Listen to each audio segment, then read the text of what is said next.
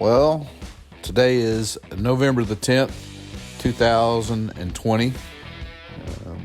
Took a little bit of time today to think about the Edmund Fitzgerald. Today's the anniversary of the sinking of that vessel, where 29 hands were lost. Just a reminder of just how dangerous it can be in the maritime world. Made it out to the site today, and cutting is still going. There's some headway that's being made. It looks like they have slowed the cutting. Again, it was a rough day. It was a wet day. Rain showers in and out from the storm that's down in the Gulf. Getting bands of nothing real heavy, but light rain all day, and wind, pretty strong wind out of the east. Made it a little choppy, a little bit frustrating out on the site, I'm sure. There's the guys, especially the crews that are out in the smaller boats, I'm sure it's kind of makes for a long day when you've got to be on that boat, and it's rough. But we did hear the bang, so we know that the ship is still being cut, and we did get a little bit of good news in the form of a picture, and that's coming up from Unified Command, where we actually saw the damage that's going on with the chain, and you can see just how the ship is coming apart there, and the chain really doesn't cut, it tears. It gets in there and rips, and you can see that it's pretty darn effective at what it's doing. So that does seem to be working out. And I had a couple of comments on the page, and people were talking about the chain in the cars, and it looks to me that unless a car is wedged in somewhere where it can't be moved, the chain will more than likely move that car out of the way. Not cut the car, but move it as it is sliding through the hole.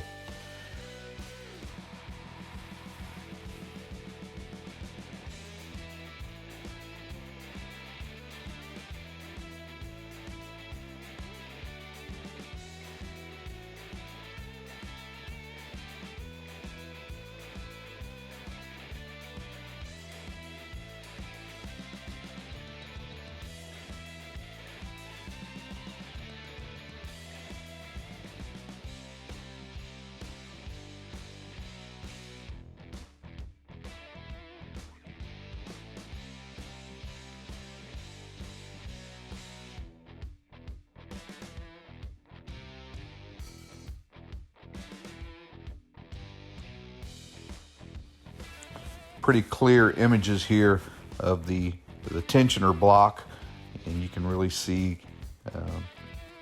the angle that the chain's going into the ship. We've got a little animation that's coming up in a bit in the video, and you can really tell how high the chain has gotten onto the cutting.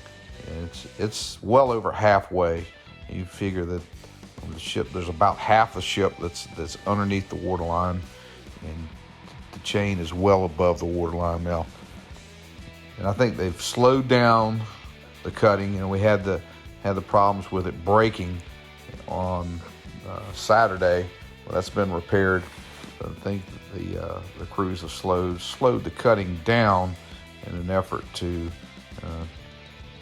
just try to monitor that, maybe not put quite as much pressure on the chain as they have in the past. And originally they were estimating a time of 24 hours to make a cut, and we can see that is come and gone. And it looks like it may be a little while going through it, but it is pretty darn effective.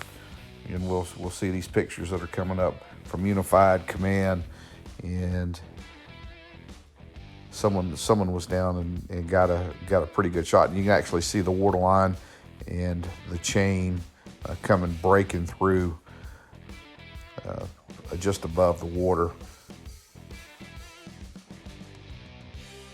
Now here we tried to illustrate with arrows where we're seeing the chain through the ship. And you can see it's pretty well above the waterline today. Again, they're making good headway, and it seems that they are coming up on maybe 3/4 of the way through the ship.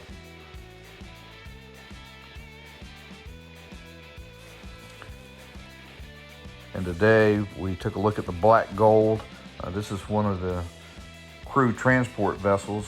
It's taking crew back from the Methodist Center on St. Simon's, where they are living in a bubble during this COVID pandemic.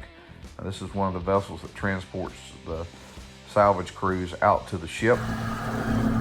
Aluminum construction, pilot house, twin Yami 300s on it. Gets the guys in and out, probably 10 minutes run from the Methodist Center out to the ship. If you haven't subscribed yet, go ahead and hit that link and subscribe to the channel. We love to hear from you on comments. But thanks for watching, and we look forward to bringing you another scene tomorrow.